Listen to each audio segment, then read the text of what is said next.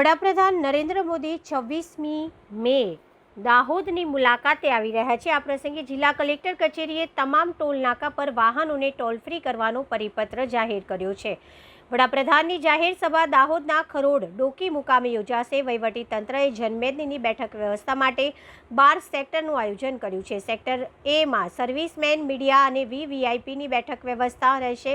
Sector બી માં VVIP અને VIP માટે વ્યવસ્થા કરવામાં આવી છે। સેક્ટર સી અને ડી માં દાહોદ તાલુકાના લોકો માટે બેઠક વ્યવસ્થા રહેશે। સેક્ટર ઈ માં એફ માં ઝાલોદ તાલુકો અને સિગવડના લોકો બેસશે। સેક્ટર જી માં લીમખેડા અને સેક્ટર એચ માં ગરબડા તાલુકાની વ્યવસ્થા કરવામાં આવી છે।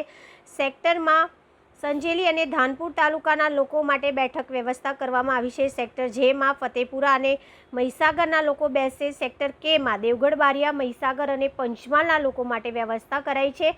સેક્ટર એલ માં છોટાઉદેપુર અને પંચમહાલના લોકો માટે બેઠક વ્યવસ્થા રહેશે। यार आभार।